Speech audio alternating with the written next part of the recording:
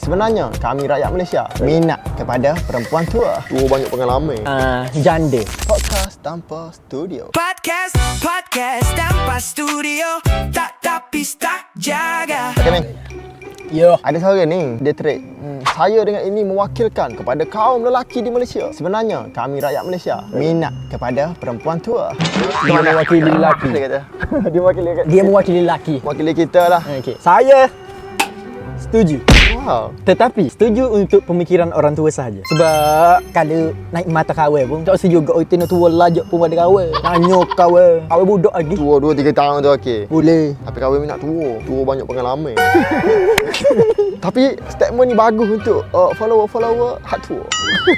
Rakyatnya kakak-kakak hak mana single lagi tua-tua tu jangan risau. Kita ada lagi orang jatuh hak minat kat orang tua. Jadi bila tua ni jangan rasa macam sudah andar tu, sudah tidak laku. Ada tengok ini terbukti. Orang jatuh ramai yang suka orang tua. Sedikit tip kepada budak muda. Belajar daripada orang tua. Cara pemikiran dia. InsyaAllah orang jatuh akan mendekati anda. Itu saja untuk orang muda. Dan teruskan. Hidup orang tua. Hidup orang tua.